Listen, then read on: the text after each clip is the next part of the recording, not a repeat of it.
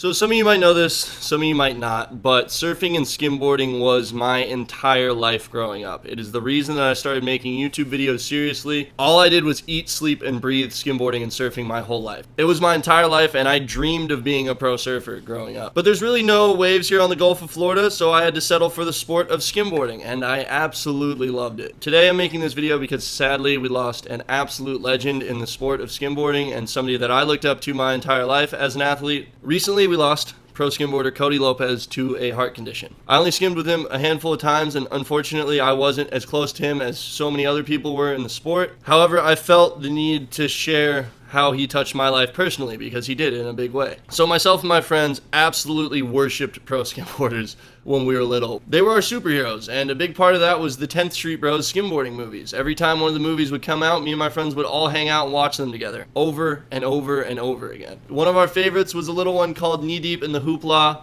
and there's a segment where Brandon Sears and Koty Lopez, two pro skimboarder legends and best friends, talk about the schwack. Let's just let it ride. Schwack crew guy. You just gotta be able to schwack it. You can schwack. My head? Thanks, bro. Can Beaker be in the schwack crew? I guess.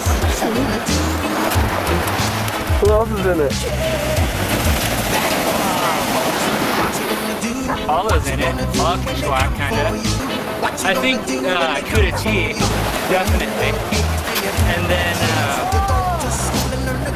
I don't know.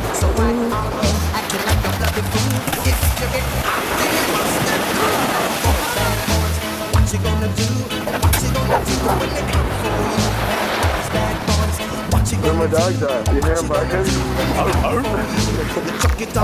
One dog's down there. Cody's great. Immediately after watching this segment, we all had to perfect the schwack. We've never emphasized a turn in that way before, so it pushed us as skimboarders in a big way. You know, part of progressing is learning new tricks and is learning new perspectives that you weren't aware of before, and this was a big one for us, because it's almost like it's a turn where most of your control is in your front foot when 99% of turns that go down on skimboards and surfboards are back foot dominant. This is something that cannot be done on a surfboard easily. It's really a skimboard maneuver, and it pushed us, and it was weird and it was hard at first, but anytime I do a turn on a wave like that nowadays, I just think of that segment from Knee Deep in the Hoopla. And you know, throughout the years I made a whole bunch of skimboarding videos, and like I said, skimboarding was the main reason I started making YouTube videos in the first place, because at the time it was my main interest and it was what I enjoyed, and it was what I enjoyed making videos out of. YouTube has taken me in many different adventures over the years, one that led to me being in LA last week, and I must say I have never in my entire life put so much effort into something that failed. I spent 5 days out in LA trying to create a very elaborate stunt and prank that would prank all of Hollywood, but sometimes things just don't go as planned. This was one of those times, and unfortunately we spent 5 days trying to film a video and didn't get much, and I really can't talk about it and I can't fill you guys in. You just have to know that you have to trust us, and that we will prank the entire state of California, and we will prank the entire country, and we will prank the entire world. That is a guarantee. You guys just got to give us a little bit more time. It's not easy. Well, it is, but you know, we got to make sure we put an adequate amount of effort into this. But yeah, spent the last 5 days in LA so that I could be sore traveling home for 9 hours. And that was our reward, besides getting to meet the female equivalent of Hugh Hefner, Julie Rose. She was very nice.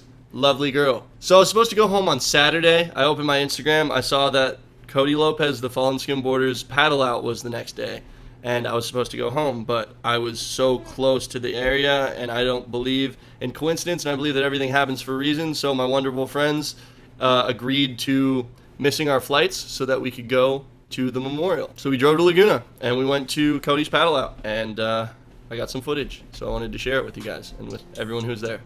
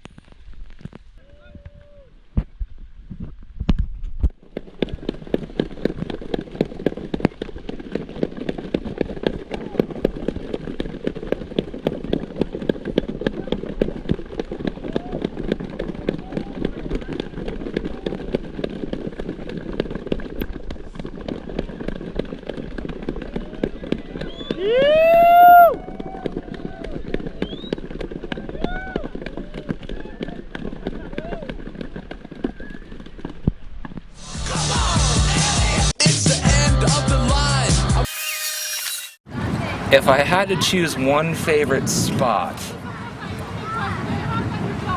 for side wash it would have to be wedge, and then for just straightaways, Aliso, love that. Deadly on shore, super fun, super barreled. Get everything pretty much, like the food a lot. Especially this bean soup at this one place, oh my god. And it's the cheapest thing there, so. I've been getting into some oldies lately, like 101.1, K-Earth 101. Yeah, so hip hop, instrumentals, anything with a beat, really.